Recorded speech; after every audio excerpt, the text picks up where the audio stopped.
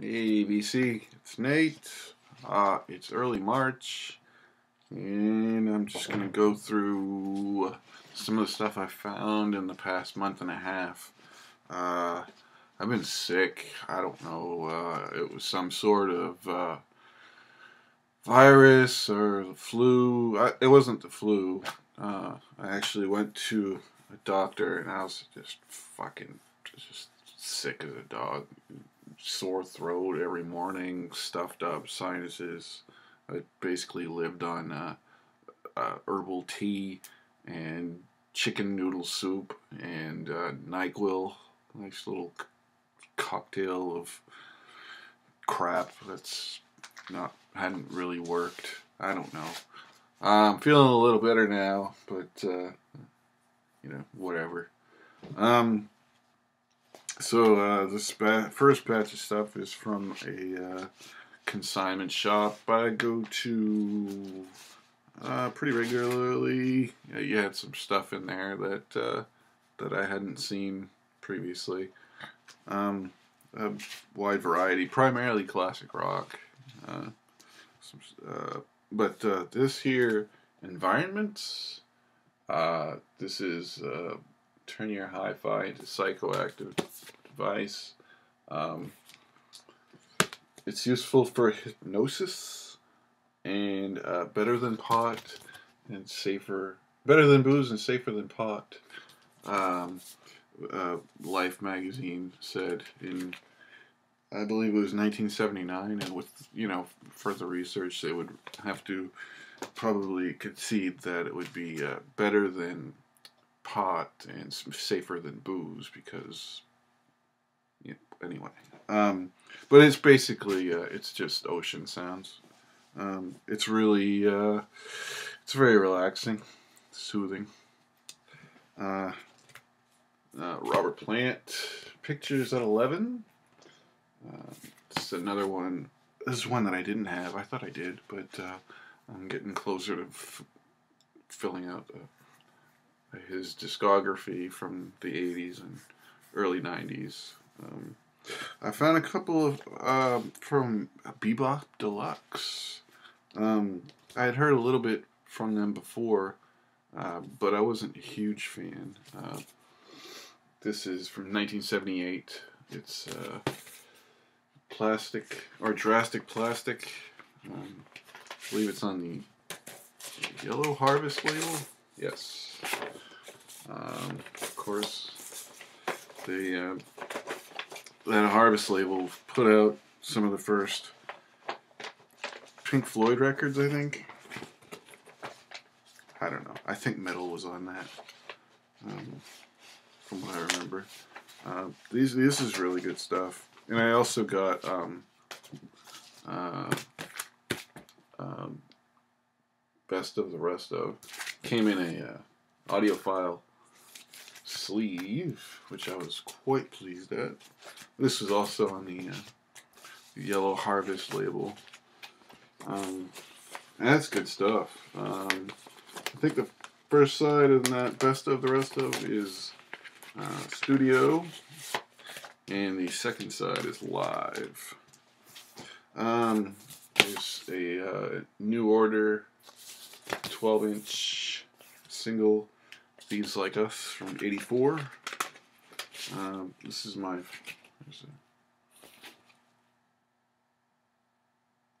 I'm not sure what kind of label that is.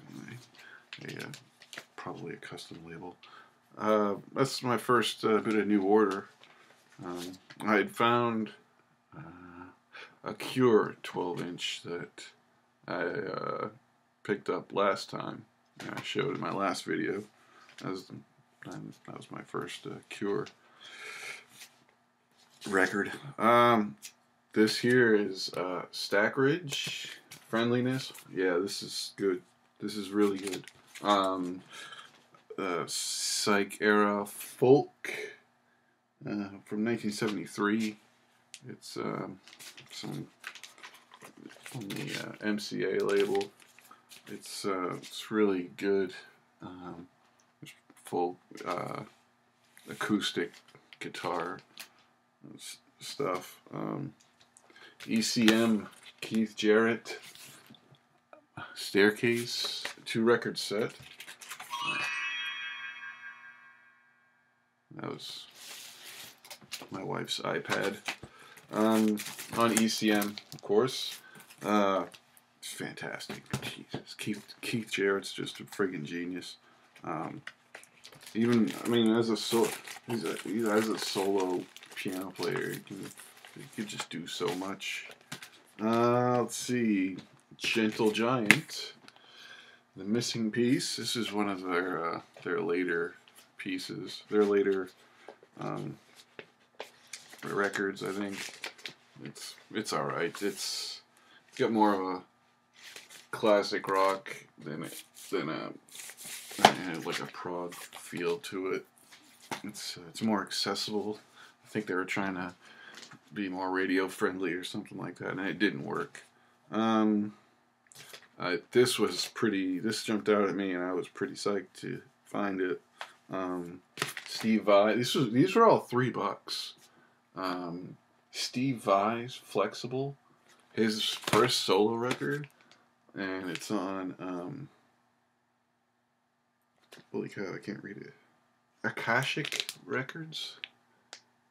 Sorry for the glare.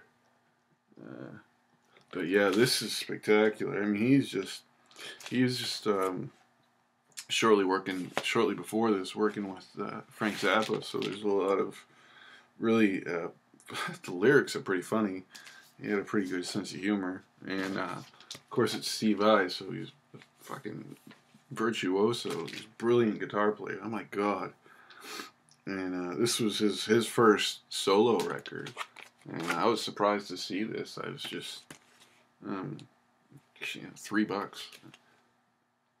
So I had never seen it out before, so I'd probably consider it pretty rare, especially being on a smaller, it being a first press on a small label. Let's see, UFO Mechanics. It's from '82. This is later UFO. Not really into it. I like the early stuff. I mean, Phenomena, of course, is a great record, but this is just, it's nice to have. I mean, if I can get as much as their stuff, I can have and complete their discography. Kate Bush, The Dreaming. This was I want to say this is an English pressing. And import, and I also found The Sensual World. This one was from '82. I don't want to talk out of turn and say it was her first record, The Dreaming. I mean, it was one of the first ones, and this one came out in '89 ish. Yeah, '89, and this was on Columbia, the '80s, red label Columbia. I haven't listened to those.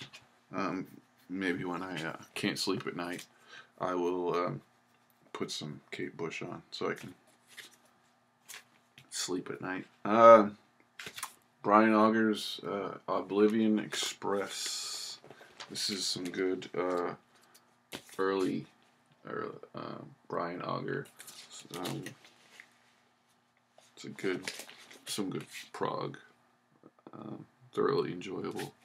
It beats his later '70s stuff by a long shot, I think. So this was recorded in '70, and you had Barry Dean on bass guitar and Jim Mullen on lead guitar, along with Robbie McIntosh on drums. I made a trip up to Atlanta, and I went to his shop, store that I don't usually frequent, but I think I will, because the prices were right considering the selection.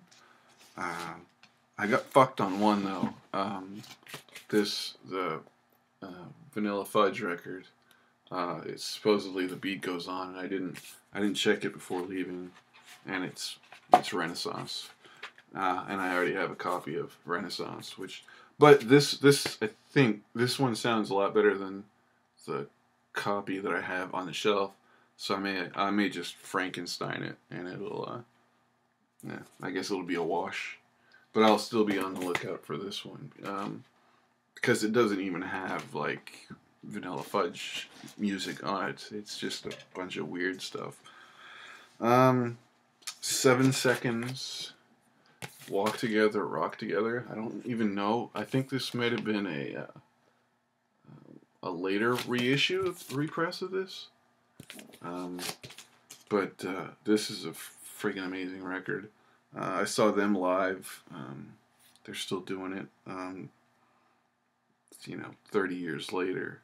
I saw them live in Texas, in Austin in November. Man, that was a killer show. It's got In Your Face, 99 Red Balloons, Walk Together, Rock Together, Drug Control, Regress No Way.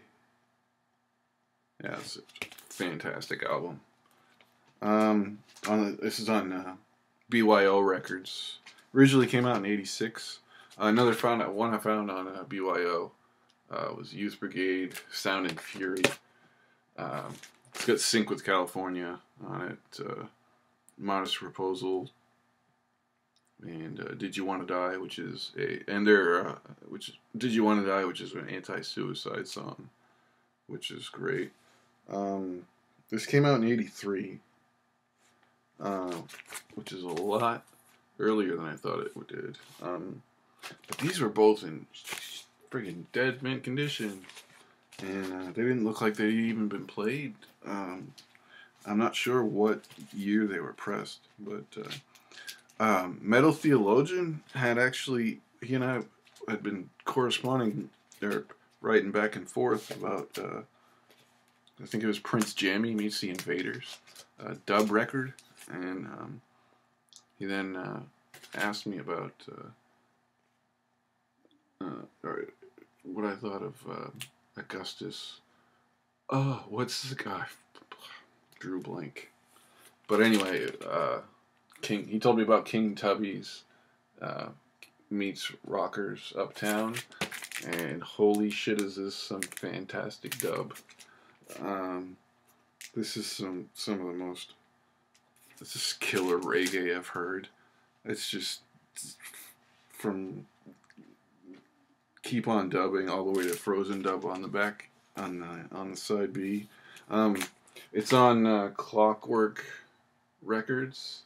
It's Clock Tower. It's a repressing. Oh, and it's on.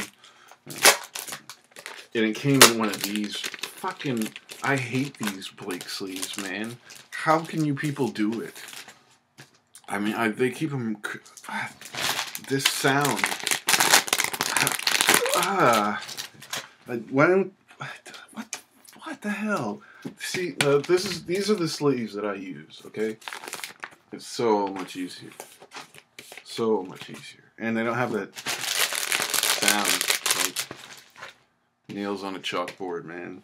Anyhow, what was I gonna say? Oh yeah, the King Tubby's record came on pink, this nice pink marble vinyl. That's really so pretty. It's heavy too, and it sounded the way it was pressed, and I think they got from the original tapes. And there's some surface noise there that's a little odd, but it's alright. Anyhow, yeah, I'm not even going to put it back in the sleeve on camera. I'll just wait. I won't even annoy you doing that. I found something interesting that I hadn't heard of before. This is One Life Badger. This cool gatefold. This is Tony K. Of course, the Roger Dean cover. Tony K on keyboards, Dave Foster on bass, Brian Parrish on lead guitar, Roy Dyke on drums.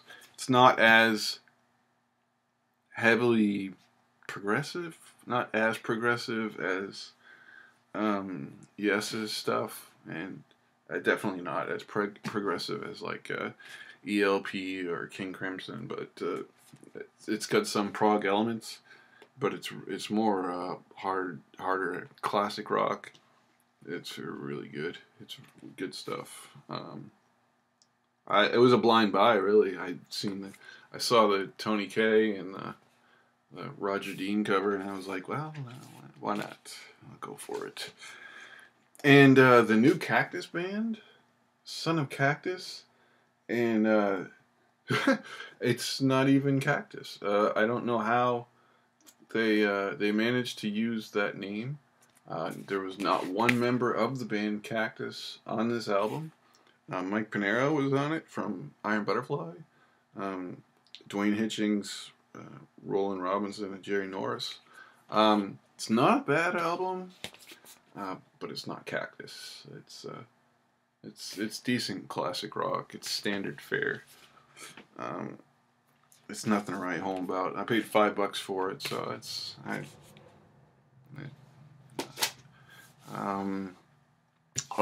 I went to a thrift store, which I don't usually go to, and I saw something for, and I don't usually buy 45s or 7-inch singles, but I found a Moby Grape single, 805, backed with Mr. Blues. This is pretty badass. It's just weird. There was like all this Christian and gospel and like Ray Conniff and Herb Alpert stuff, and then boom, this they were all LPs, and then this Soul 45 in there, and this was pretty rare, apparently, on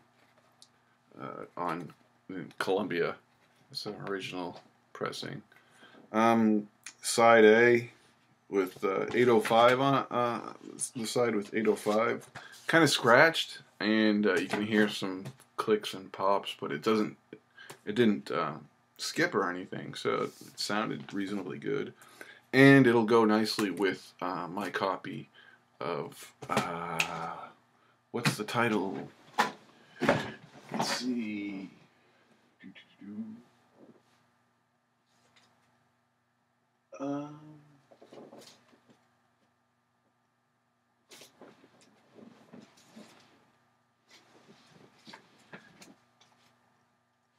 With Moby Grape's first record, their self-titled album.